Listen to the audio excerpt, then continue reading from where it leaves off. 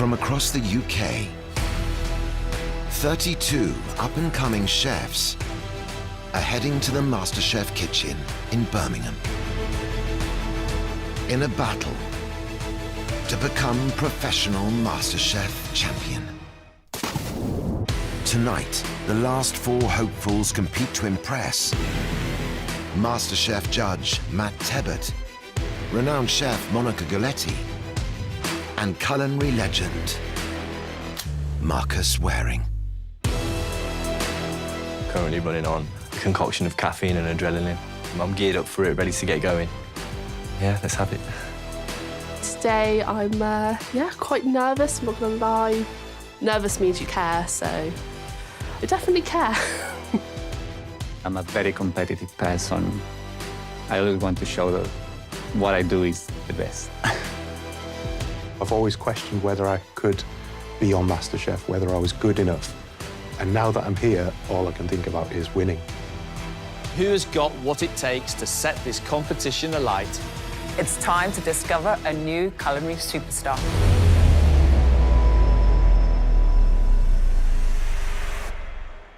So this is the last of the heats. Our 4 remaining chefs waiting to come in here and show us what they got.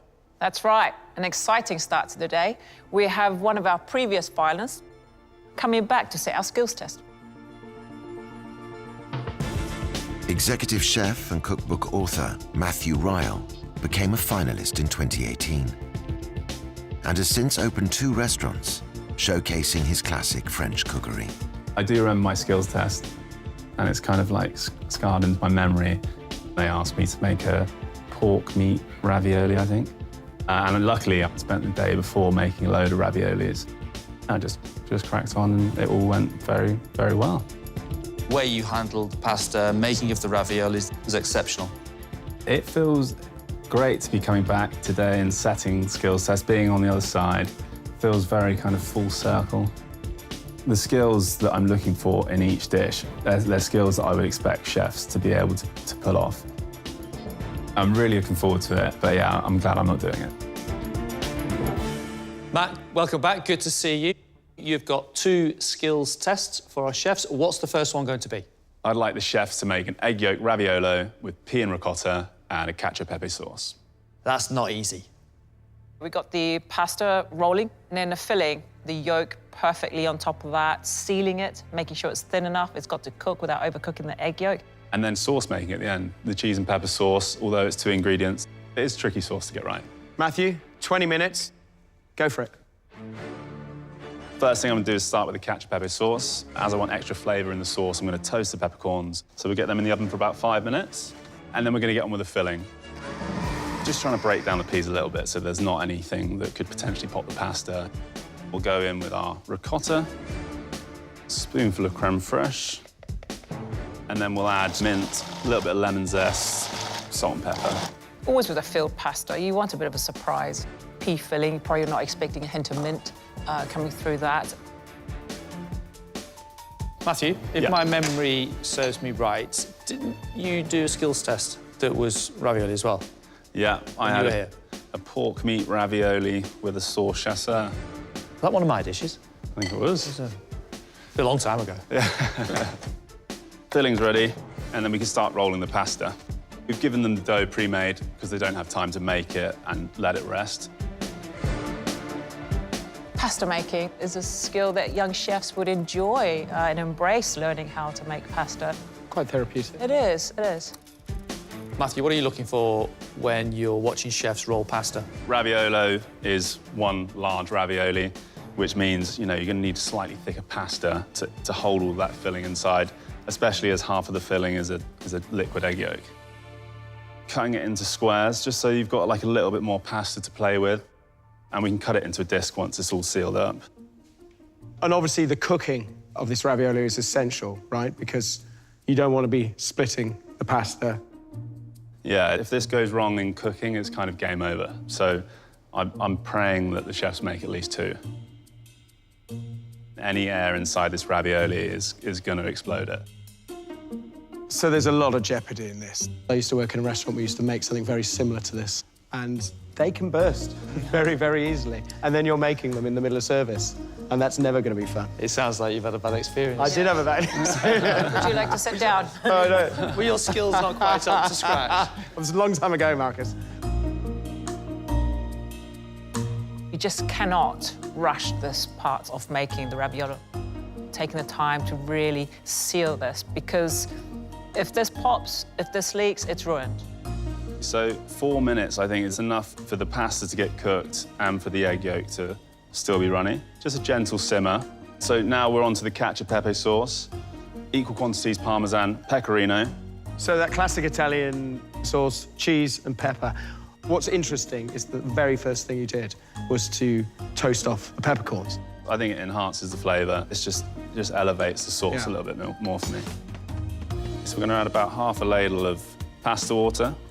That pasta water, it's got all the starch and it will thicken with the addition of the cheese and the pepper. And then we're going to slowly emulsify in the pecorino and the Parmesan over a low temperature.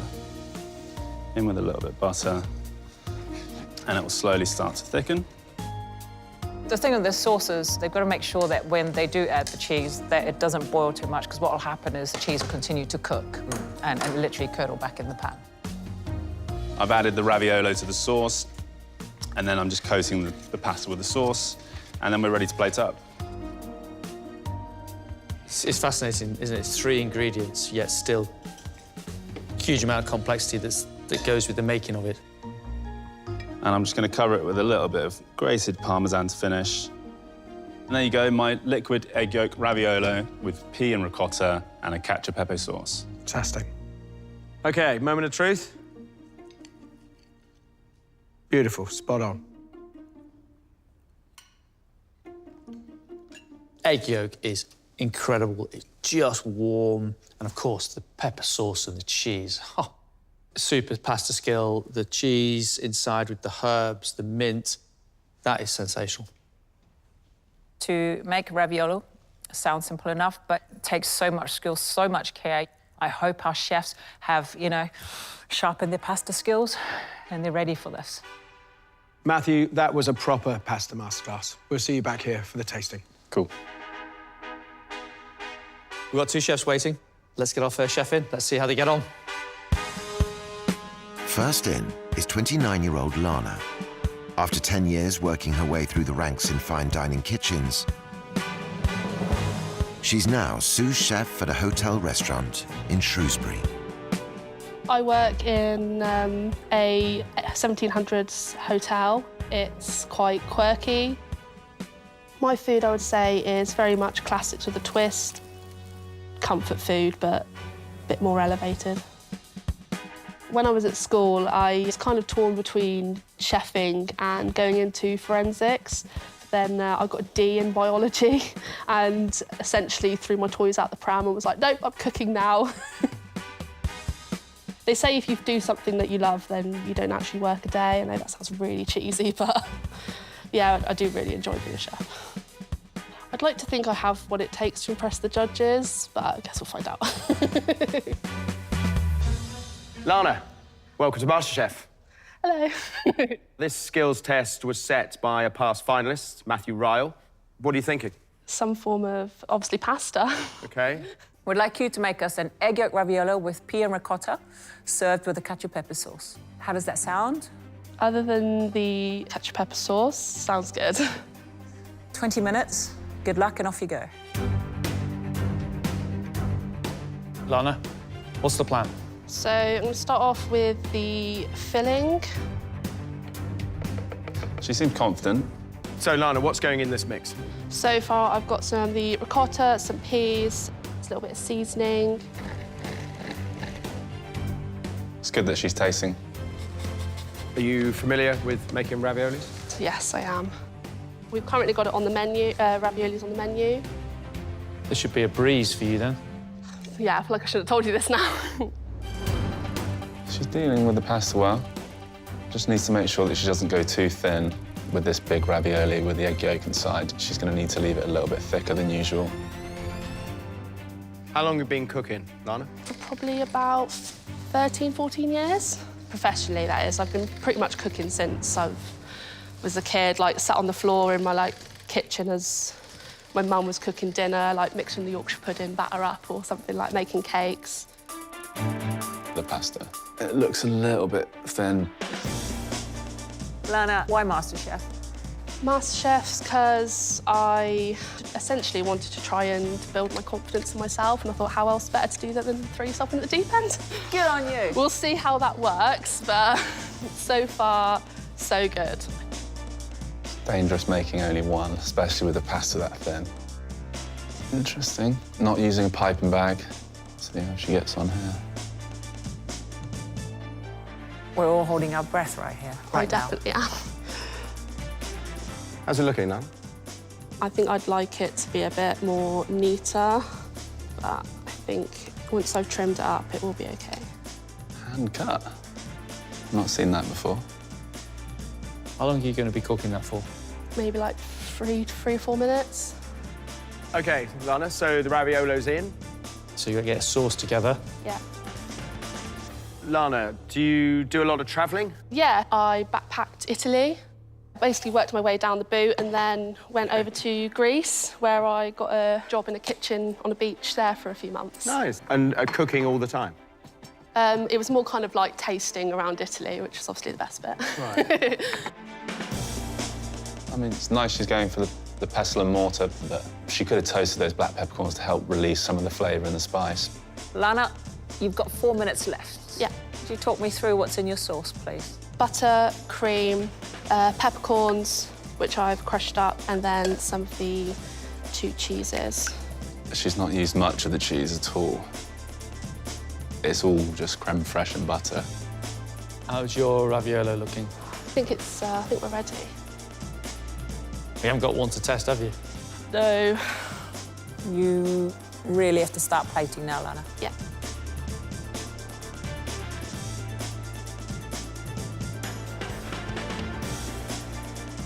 OK. You all done, Lana? I think so. Just in the nick of time, well done. And breathe. Great. Let's go meet Lana.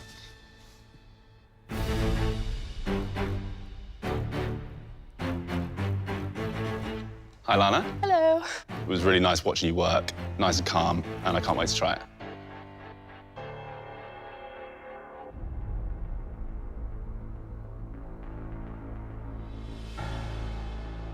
Ooh.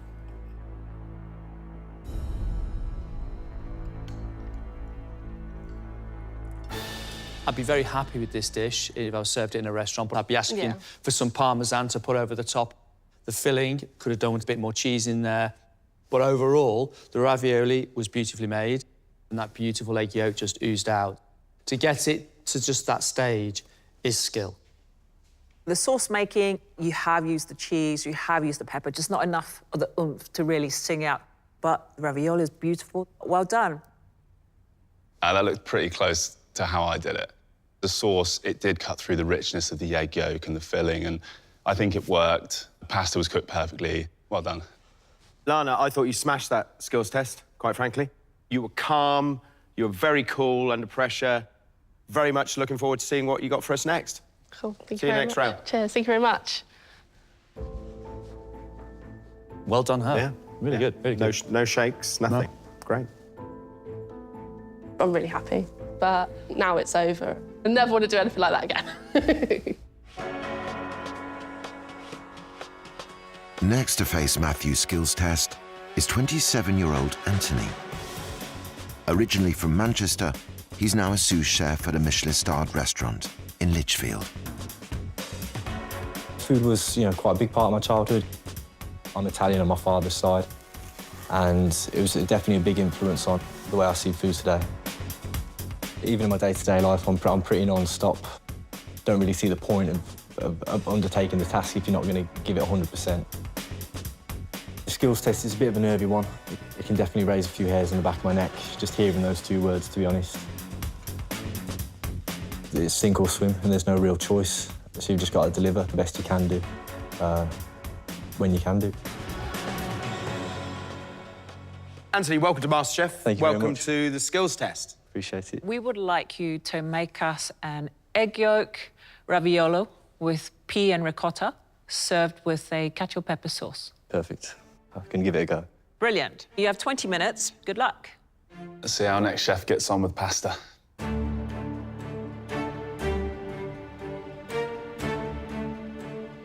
So, Anthony, this is your filling you're making? Yeah, that's right. So far I've got the ricotta, some peas, a little bit of lemon zest, a little bit of seasoning. I'll taste now and see if it needs adjusting at all. He's gone for whole peas, which is fine, but it can make it a little bit tricky sealing the raviolo sometimes. That's it, filling's done. On to rolling the pasta next. Anthony, how did you get into food? So I'm slightly hesitant to tell you, to be honest, now that I'm working with pasta, but it's probably my Italian heritage that's, that really got me into food. I was a bit of a fussy child. And then, you know, we started going to Italy relatively frequently. That sort of broadened my horizons a little bit past sausage and beans. You can tell he's worked with pasta before. He's dealing with it really nicely. Tell me, what made you come on to MasterChef? It's obviously an incredible experience to cook competitively, something I've never done before. This is your first competition, then? Yeah, that's right.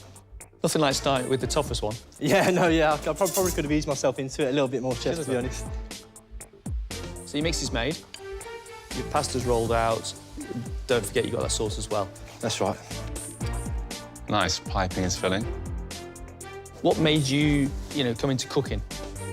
I actually went to university to do creative and professional writing. OK. Ended up leaving, and then my brother was restaurant manager at a local gastropub at the time. Ah, OK. And he said, come in here, peel some onions. And I fell in love with the whole culture of the kitchen. You can see where he hasn't chopped up the peas. It's very difficult to deal with the filling. Anthony, you're halfway. You're making just the one. Yeah, just one big one, chef. Very brave, making one raviolo. Duck egg before. Nice. Have you just broken the egg yolk? Just broken the egg yolk, chef, yeah.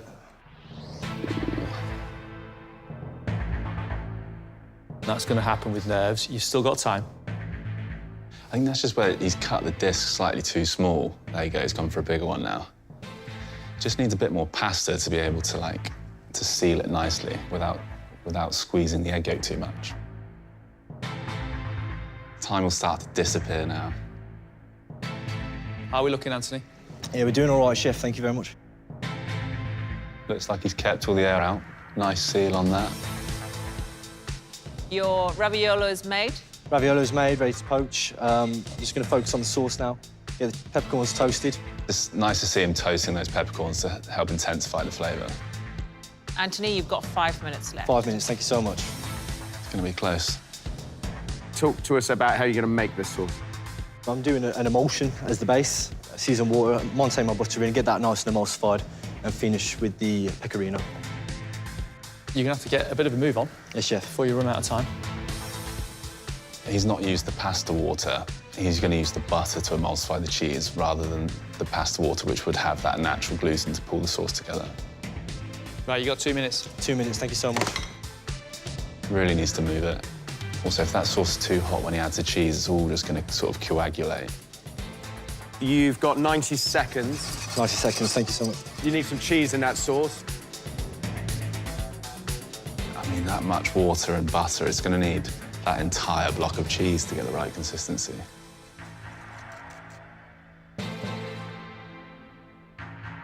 Last couple of seconds. All right, Anthony, all done? Yes, chef, thank you. OK. That was right up to the wire.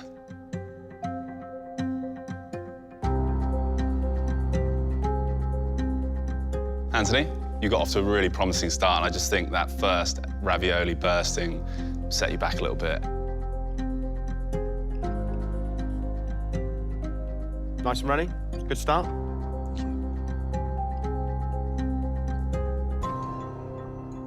I think the filling could have had more seasoning, more flavour, break down the peas just for more of a body.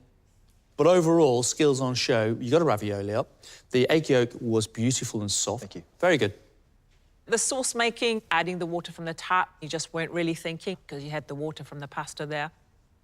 Cheese and pepper, you knew exactly what the sauce was. It would have been great to see more cheese. Pasta water, shame that that wasn't used, but all in all, I think it was a good plate of food. There's obviously mistakes, and there's obviously nerves there. You could have blended up the filling but not a bad start. You're coming back at the next round. Look forward to seeing what you got. Thank you so much. See you later. Cheers, chefs. Nice one. You could see it was a little bit deflated at the end. You'd do it differently if you had another chance, but not a bad start. Yeah, it's a lot, that was. That was the wildest 20 minutes of my life. But yeah, on the whole, it wasn't a disaster. So Matthew, we're one skills test down, but what have you got next? We're making a poached pear Mille-Feuille with a hazelnut praline cream. A few chefs struggle with pastry. Yeah, Mille-Feuille means 1,000 leaves. They've got crispy puff pastry and they've got layers. I hope, even if they've never done it, they should be able to work their way through this one. So Matthew, 20 minutes, off you go. Starting off, puff pastry, that needs to cook, crisp, and cool down. So I'm going to get that in the oven first. We're giving them puff pastry rolls. They don't have time to make it and roll it themselves. These all need to be exactly the same size. The whole point of this tower is that it's uniform. So how many layers do you want? I think 3 layers is more than enough. I'm going to dust the mat and the top of the puff pastry with a little bit of icing sugar, and that will kind of caramelize in the oven and give the pastry a nice shine. It is quite a thing, pastry. It's exact, it's precise. Keeping up that skill level in pastry is something that sometimes we all forget to do. Yeah, I tend to stay out of the pastry. I'm going to bake it in the oven with a little cooling rack on the top so it doesn't puff up too much.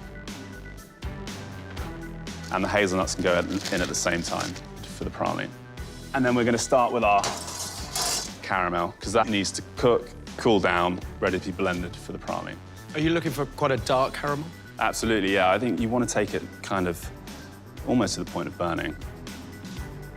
While the caramel's cooking, I'm going to get the poached pears on for the poaching liquor. Got some nice sauterne, sweet wine, a little bit of cinnamon, a little bit of star anise, and I'll chuck a vanilla pod in there as well. You've got the sweet wine, so, you know, there's a little bit of sweetness in there, but I'll still add a little bit of caster sugar. And then we're going to cut the pears down into wedges just so they cook a little bit quicker.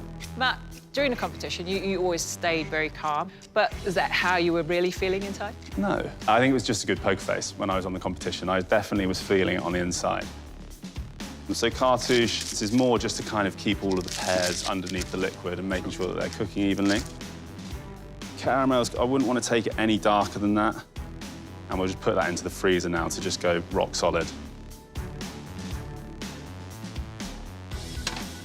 Nuts are nicely browned. I'm going to chuck them in the freezer as well to chill a little bit. Why didn't you toast the hazelnuts and put them into the caramel? Is there a reason? Yeah, I just think within this time frame, it's easier to keep them separate. But they could, if the chefs put the nuts into the caramel, that's fine. That's absolutely fine, yeah. The pastry's looking beautiful, I have to say. They just need to make sure the puff pastry's fully cooked. And again, nice and flat. We're going to stick that in the freezer to cool down, because hot puff pastry and cream don't mix well. You can't put this dish together unless everything's cold. We can start making the praline. So we're gonna blend everything together now.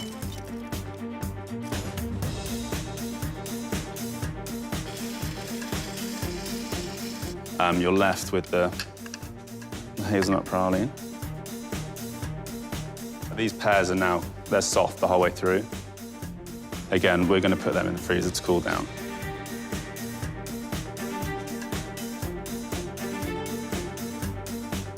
So we'll start with the praline cream.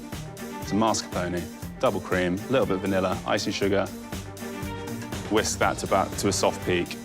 And then we're just gonna add a couple of spoons of our hazelnut praline. I wonder if any of our chefs are going to just make a praline and just blitz it up and use it almost like it's a powder. There's a lot of interpretation here. Right, we'll start plating up. I'm just gonna keep layering them up, basically. I absolutely love Mille-Feuilles. When I worked in France, I couldn't pass one of those beautiful delicatessens cake shops without going in and buying one. I'm gonna add more of the hazelnut praline to get a few little hits of the hazelnut. This is looking spectacular. I'll say. There you go, my poached pear Mille-Feuille with a hazelnut praline cream. That looks fantastic.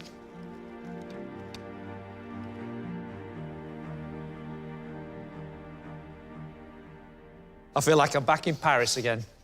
It's not too sweet. You can taste the pear, you can taste the hazelnuts. The pastry is cooked to perfection. It's absolutely flawless. There's not just the skills of being able to poach and cook the pastry. It's also understanding the temperatures. You cannot build this dessert if everything is not set and cold. So much skill on show. Matt, you are through to the next round. Thank you. Matthew, you've showed us how it should be done. Go and have a seat. Join us back here for the tasting. See you in a bit. Our last two chefs of the competition, let's get them in and see what they make of this Mille-Feuille.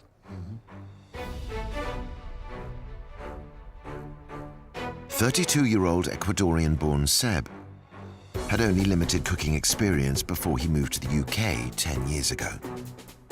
He's now sous chef in a fine dining restaurant in Birmingham. When I stepped for the first time in the kitchen, I didn't know what to do. I didn't know much of the language neither. And that was probably one of the biggest challenges I ever had in my life. And that made me who I am today. Food for me has played a big part of my life. Watching my grandma cooking for hours with hundreds of pans, hundreds of pots, it was just really, really amazing watching her cooking. I think I can win the competition. I'm a bit of a fighter in that sense. Seb, welcome to MasterChef. How are you feeling about this? Ready to go. OK. Seb, we would like you to make for us a poached pear Mille-Feuille served with a hazelnut praline cream. You know what a Mille-Feuille is? I'm going to be honest, I'm not quite familiar with it. OK. It's pastry, layers with cream, poached pears, all stacked up. About this high. Yeah. Joking. It's going to be totally down to intuition if he's never made a Mille-Feuille before. 20 minutes, over to you. Off you go. Thank you. Let's see what you've got, Seb. What's your plan of attack there, Seb? I'm going to get the pears going first. He's just starting with what he's comfortable with, but he needs to attack the pastry quick. I probably shouldn't have started with the pastry, to be honest. That might be wise. Yeah. There we go, Seb. He's shaking. If he puts the puff pastry straight on the tray without racking on top, it's going to really, really rise up in the oven. Back to those pears. Seb, while you're doing that, tell us a little bit about you. Where did you grow up? Well, I born in South America, Ecuador. It's a good start. Sweet wine for the poached pears. Cinnamon, star anise, perfect. So where did you start cooking? When I was 19, 20, I did start my own little business. It was like a small little cafe. We used to do South American, Latin American food. Where was this? Back in Ecuador. He needs to cut them down into smaller wedges if he's going to be able to build that Mille-Feuille. So I'm just going to poach them slowly in the liquor. They need to be fully submerged in the poaching liquid. I don't think they're going to be evenly soft the whole way through if he poaches them like that. Your pastry is in the oven. How are they looking? They're looking delicious. We want delicious. They're looking very high. So, Seb, how are you going to make this praline? Melt the sugar. Yep. Bring it to a nice and gold sandy texture. OK. And then add the nuts in it. Perfect.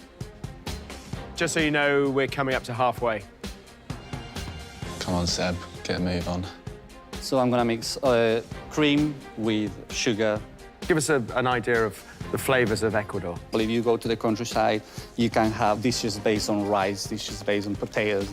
And then if you go to the coast, you have more like fresh fish, fresh seafood. Looks good. It's coming together. What type of restaurant are you working in right now? I'm working in a fine dining restaurant. Where? In Birmingham. Birmingham? Yeah. How did you end up in Birmingham then? I have an older brother who lives here already.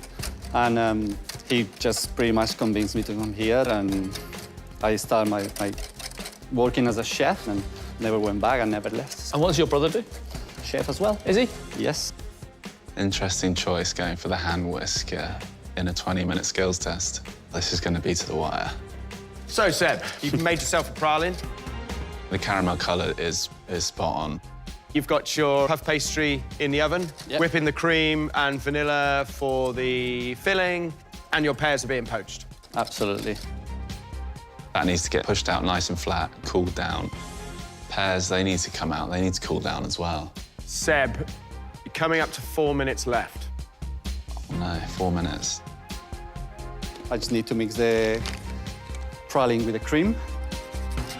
I mean, that's one way to make a hazelnut praline. I just don't think there's going to be enough flavour of the caramel or the nuts in there.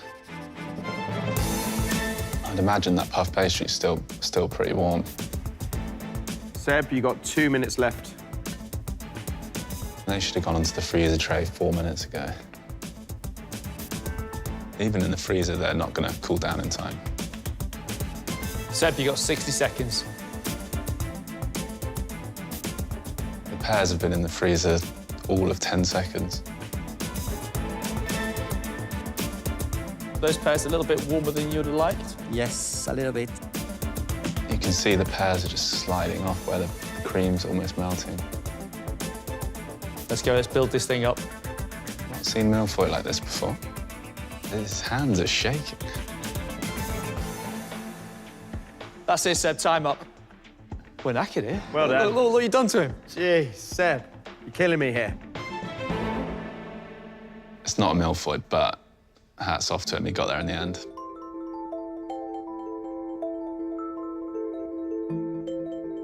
Seb, how did you find that? Hard. What we were looking for, Mille-Feuille, is layers of puff pastry, cream, poached fruit. But you've got some food on the plate, and I'm looking forward to trying it. Thank you.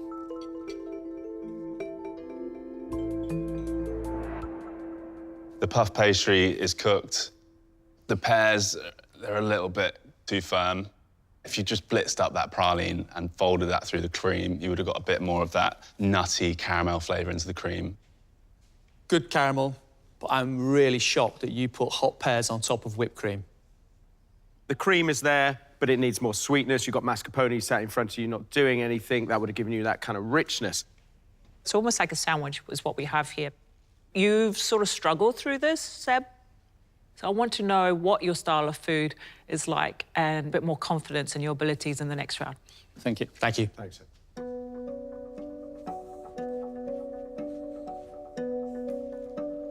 I think you just got flustered. It's all down to the next round now. When I saw that it was pastry, okay. It's done now. Last in is 39-year-old Gareth, who uses his varied experience of traveling and cooking in fine dining restaurants to offer bespoke menus as a private chef.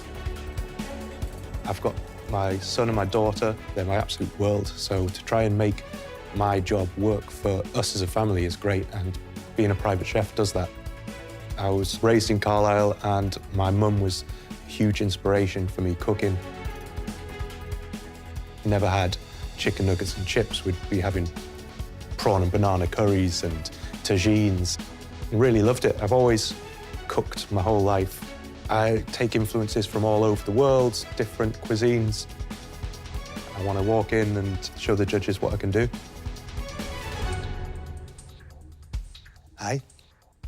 Gareth, you are our last contestant entering this competition. Wow. We would like you to make for us a poached pear Mille-Feuille with a hazelnut praline cream. OK. 20 minutes, over to you. Sorry, I need to take a second here, just Go have for a it. think about what I'm doing. Good idea. I'm going to start getting the poaching liquor on for the pears. So I'm using the sauternes and some sugar and star anise and cinnamon through there. OK. You're going to do them, get them really quickly done, and get that puff pastry in the oven. Now, these feel quite firm, so I might just cut them down a bit so they cook a bit quicker. Next step, I'm going to get the pastry on. Gareth, what sort of food do you cook? My main style of cooking is that I try and deliver a moment in time to people. So I think food can transport you back to a moment, you know, when it could be your grandma's kitchen or growing up or a family holiday. OK. What are you looking for? I was looking for another bit of greaseproof. I was going to cook these between Might be in the two drawer. trays just to keep some pressure There's a on it, rack but There's there. a rack behind you. You could That's fine. I'm going to use that. put it in. He's changed his mind. Such a shame he didn't just put the tray on top. OK. praline. Good. Getting on with the praline. So, Gareth, how did you get into cooking? I started off doing supper clubs as a hobby, and then it sort of took off from there. And then I went and got some jobs in kitchens and got some experience, and sort of ended up doing it that way. So I'm just going to toast off these hazelnuts, get a bit of flavour on those. It's good. You see yourself more as a self-taught chef with a bit of experience along the way? Yeah, I would definitely say that. I got a degree in drama and film. And then after my father passed away, we took over his business, me and my sister. He had a factory in Stockport and he sold all sorts of different things. So cooking's come late into your life then? It has, yeah. So I feel like I'm probably a few years older than everybody else. Right, Gareth, 7 minutes have gone. Pastry's in the oven. You got your hazelnuts in a pan. The pears are being poached. Yes, chef. Cream's getting whipped. What made you come on to MasterChef? It's always been a dream of mine to see how I would sort of stand up against other chefs, because I've gone a different way in through the industry. So the caramel is browned off. I'm going to put the hazelnuts through it, then I can blitz it and fold it through the cream.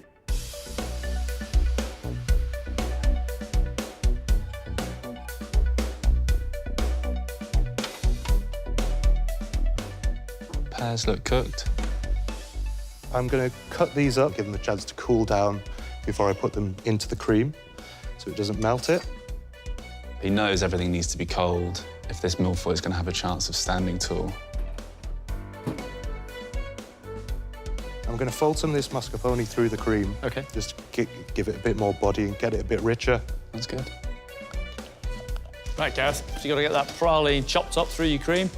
I'm going to start building this thing. Yes, chef.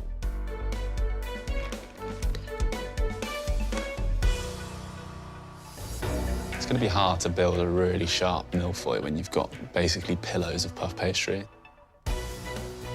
Pears, are they cold? Pears are cold, yeah. I'd like these to be a bit flatter. That is going to be one delicate Mille-Feuille. It's rather large. Gareth, you've got a minute to finish this dessert. I mean, it's standing. Have we got a ladder for that Mille-Feuille? I'm sorry, chef. I would have liked to have pressed the pastries down a bit so it was a bit more compact. You done? I think so. Well done. Well done. Got there.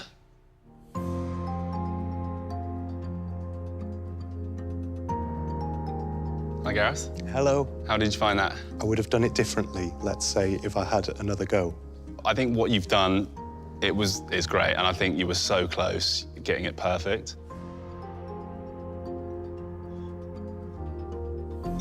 That's not bad.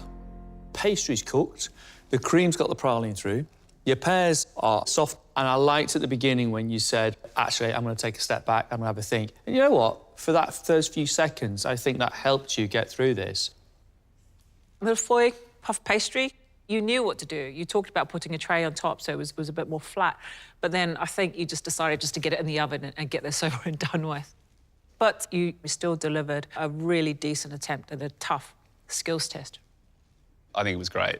I really liked the cream, the chopped praline through it. I like the texture. I think you did a great job. Well done. I'm sure you've got the skills as chef to absolutely nail this. So I look forward to seeing what your food's all about. Gareth, thanks very much. See you later. Thank you, thank you. Very good, not bad at all. Good effort. I was really happy with their feedback, but your brain just sort of goes, and I suddenly forgot how to do normal things. They were very tough tests, and I wasn't expecting anyone to do as well as they did, quite frankly. A few points to work on, but overall, that was a very, very good skills test. Matthew, how was it for you? It's been great. I've loved coming back. It was still nerve-wracking cooking it for you guys, even the second time round. Thank you so much indeed. Thanks, guys. Thanks, mate. Thanks, Matt. Well done.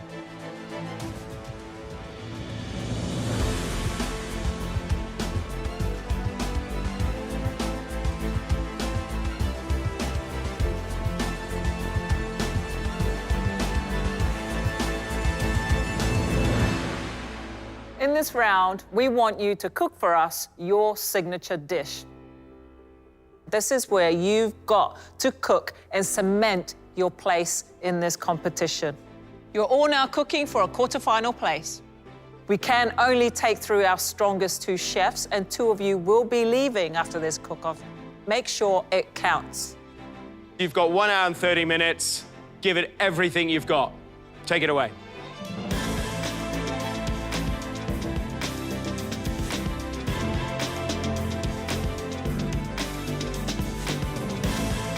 Feel a little bit better now that I'm a bit more familiar with what I'm doing. So my signature dish is dry-aged duck breast with squash puree, elderflower pickled squash cylinder filled with the roasted duck leg. My fiancée has tried this duck dish many, many times over the past few weeks. We're sick of ducks. What's inspired this dish? I asked my fiancée what her memories were of me, and she said my most memorable thing was the first thing I ever cooked her, which was duck with roasted squash. What does she think of you entering MasterChef? She's over the moon about it. She's always the one who tries to push me to do more. She thinks I can take over the world. Oh, really? Yeah, she's my biggest fan. She was amazing. Oh, that's nice. Hopefully, if it's good enough for your fiancée, it's going to be good enough to keep you in a competition. If it worked for her, hopefully it'll work for you. It could be the beginning of another beautiful relationship. Gareth is cooking duck, and he's cooking them on the crown, and he's slowly rendering them down in a pan, getting a wonderful golden cover on them. He's serving this with a duck leg roll. So he's roasting the duck legs. He's going to shred the duck legs. Duck leg needs to be cooked long enough that he can just kind of run his knife through it and it will just kind of fall apart. Otherwise, it might be a bit chewy. He's got squash, which he's pickling. It's got the elderflower running through there. He's sliced them really thinly. Wrap the pickled squash around that shredded duck leg. It's sort of like little sort of duck leg cannellonis. And then we've got a duck sauce that's got star anise, miso, pickled bilberries. Interesting flavours, but then duck can carry big flavours.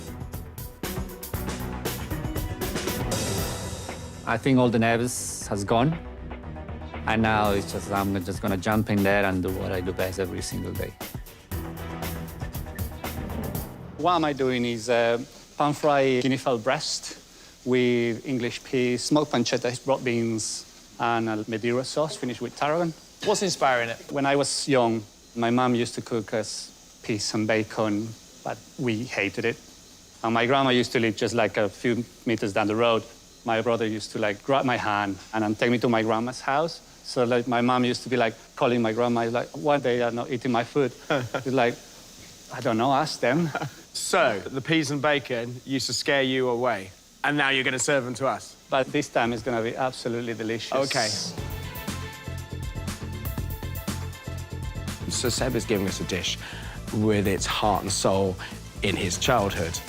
Taking the pea and bacon elements that he had as a child, didn't particularly like, and he's elevating it. He's rendering the fat from the pancetta into a pan. He's then going to toss the peas through that. He's then going to wrap the whole thing up in a lettuce parcel. So I'm kind of imagining this kind of lovely little parcel alongside the guinea fowl.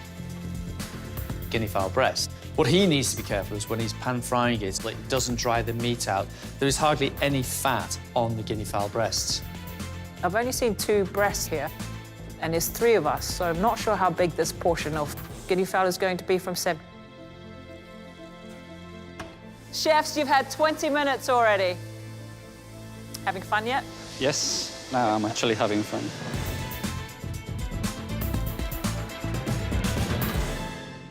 So Lana, you backpacked through Italy. Yes. Is there kind of influences coming in here? Yeah, because I've done quite a bit of travelling. Like I've been to like Mexico, been to Jamaica, so it's trying to fuse it all into one big dish of me. That sounds disgusting. One big dish of me. So tell us about this dish. So we've got pan-fried halibut with a nettle and wild garlic ravioli. Ravioli? Ravioli, yeah. Yeah, right. Tender stone broccoli, hen of the woods mushrooms, some set puree, and then that's going to be finished with a pancetta sauce. No wonder you looked quite relaxed in your skills test doing a raviolo. Yeah. And now you're doing it again. I was very impressed with Lana in the skills test. Turns out she's doing another ravioli, so she got lucky, didn't she? In the raviolo, we've got wild garlic, we've got nettles, we've got parmesan, we've got seasoning, so some fascinating flavours there. Halibut, thick white fish. You can undercook it and then you can overcook it in a very short space of time. The wow factor of this dish is, to be fair, it's definitely the sauce. You could eat it as a soup, it's so good. It's full of flavour, and if they pick up on lack of seasoning on this, then I'll be surprised. What concerns me about this sauce is the saltiness of the pancetta. Is it going to be too overpowering? Is it going to be too smoky? There are already some massive flavours on the plate. Is it just a little bit too much going on? Are they all going to be bouncing around or working off each other? So there was some silly mistakes in the first round. Mistakes that I'd definitely like to put right in this round, 100%. How are you doing, Anthony? Doing all right, chef. Yeah? So what are you doing? A roasted loin of lamb, chef, served with a courgette flour. Stuffing the courgette flour with a lamb sweetbread farce. And on the side, we've got some elements of asparagus, confit tomatoes, seasoned goat's curd, and a little polenta fritter. What is it about this dish that means so much? My Italian heritage means a lot to me, and it's very much influenced my philosophy and the way I see food. So, yeah, I'm just trying to represent that the best way I can. Anthony has got the lamb loin. He needs to cook that nice and pink if he wants to win any of us over. Anthony's serving it with stuffed courgette flour. He's making a chicken mousse. He's got some lamb sweetbreads, which he's caramelising, cutting up, and then putting into the courgette flour. If the courgette flour isn't sealed properly, it can burst. The inspiration behind this dish is in the courgette flour. That's where the Italian flavour profile really comes through, with the inclusion of anchovies and lemon zest and mint and parsley. They're all very reminiscent of a Tuscan-style lamb preparation. Anthony's got the fried polenta, another nod to Italy and his heritage. You've got to get that polenta cut into the sort of chips into the deep fat fryer, nice and crispy. He's bringing something to the kitchen that really excites him as a chef, and I like that. Chefs, you've got 5 minutes left. Yes, chef. 5 minutes. Certainly raised the hairs on the back of my neck a little bit, but you know, I think we're coming together pretty nicely, to be fair. Lana, we've got under 5 minutes. Raviolos are good. They're here, I'm just about to take them out. So, yeah. Keep it going, keep it going.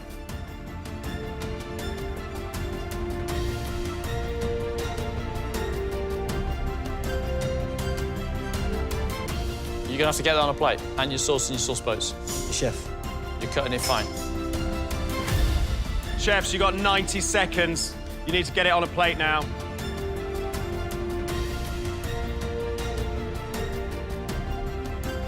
Right, that's it. Time's up, chefs. Step back. All right. How you doing? Yeah, happy? Yeah, got it out. All right. You're right. Okay, well done. Cheers, well done to you guys too. Dedicated to his fiancée, Private Chef Gareth is serving roasted duck breast with an elderflower pickled squash cannelloni filled with duck leg, torched fennel, squash puree, and a duck sauce finished with pickled wild bilberries.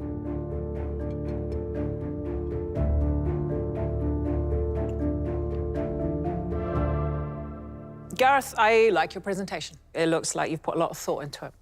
The duck, for me, beautiful. It's golden. You've rendered it down. Still pink. Love your fennel. Delicious. Love the flavour of that. I love the flavour of your puree.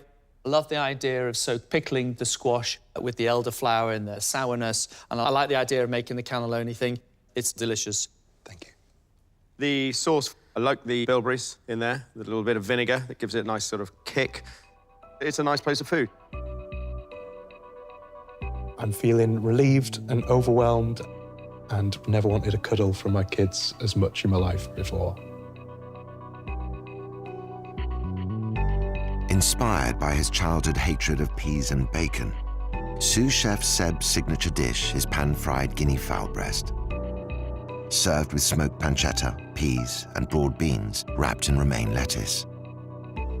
Topped with Chardonnay vinegar gel, pea puree, and finished with a Madeira sauce.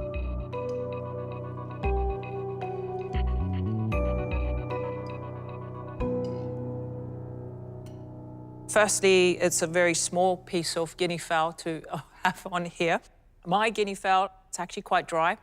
The Chardonnay vinegar gel, I like the little bit that I got on there. Pea puree, which you have a few dots on top of the garnish here. I think you could have had a bigger portion of that because it's quite lovely if you can find it. Your guinea fowl is completely dry. Your parcel, the peas just run out onto the plate. There's the bacon, hardly traceable. For me, I just don't think it's your day in the kitchen today, Seb. The Madeira sauce is nice. It is sweet. It just needs less Madeira.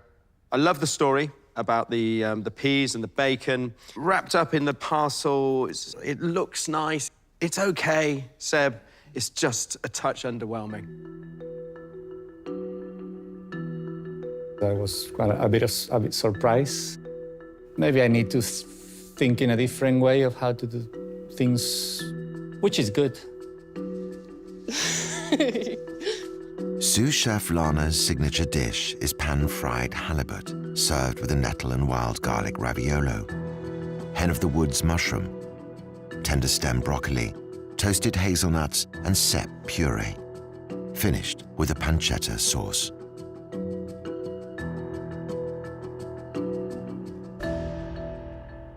The fish is slightly scorched on the top in certain areas, but it is beautifully cooked in the centre.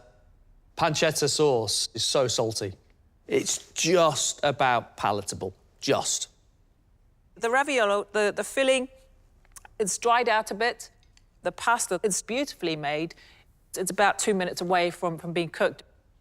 The fish, hats off to you, it's cooked beautifully. But you've got whole hazelnuts on there, big pieces of tender stem broccoli. It just needs more finesse. Fish, I was pretty worried that it was going to be raw inside. I think it went better than what I thought it was going to, but just panicked. As an ode to his Italian heritage, sous chef Anthony has roasted a loin of lamb and served it with a chicken mousse and sweetbread stuffed courgette flour, polenta fritta, confit tomatoes, asparagus, goat's curd, and a lamb sauce.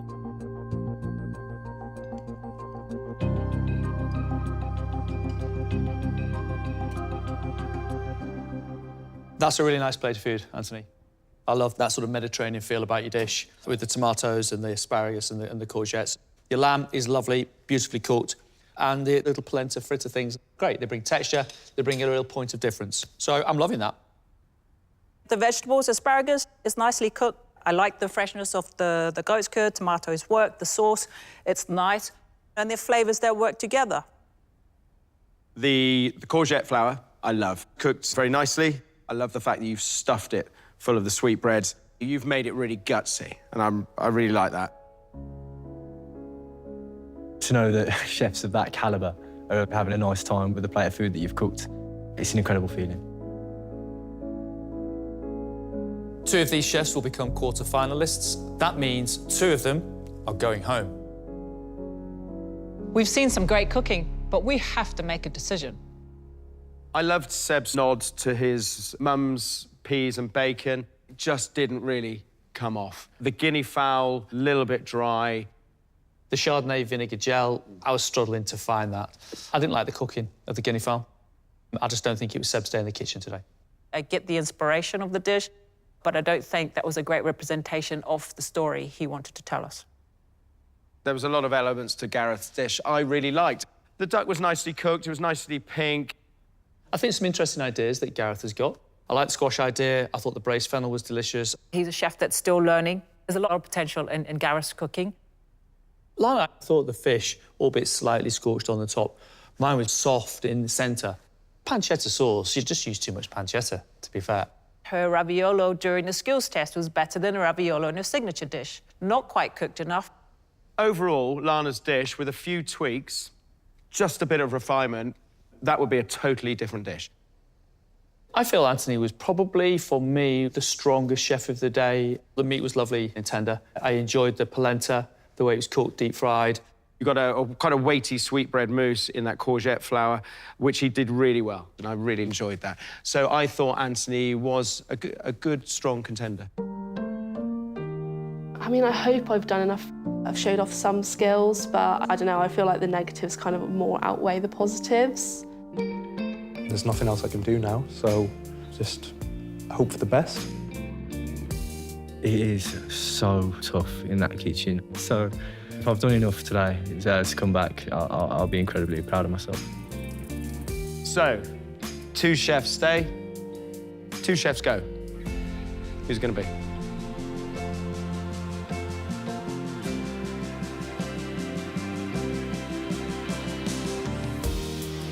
Chefs, this kitchen is a tough environment, but we have seen a lot of potential in this room. We've seen a lot of skills. We said at the start of this, 2 of you will become quarter-finalists, and we've made that decision. The first chef leaving the competition is Seb. Probably just not your day in the kitchen today, but thank you so much. Thanks, Seb. Thanks, Seb. Well done. The second chef leaving the competition is Lana. Please continue, keep building. Thank you. Thank you. Thank you, Lana.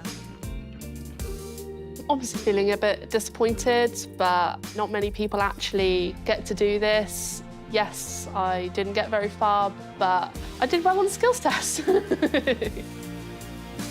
Like a little bit of a sad feeling, but I have absolutely enjoyed this day. I can say that I have picked that and keep improving. Gareth, Anthony, congratulations. You 2 are through to our quarterfinals. Well done. Well done, man. I'm absolutely buzzing. I'm so chuffed. I'm absolutely over the moon. It's been the toughest day of my career, but yeah, definitely looking forward to cracking on to the next steps. Congratulations, mate. Nice one. Well done.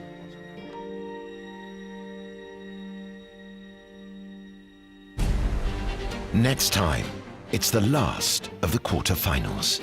Happy? Yeah, that's a punch. And this week's most talented chefs return to face 2 tough challenges. It's an absolute piece of art.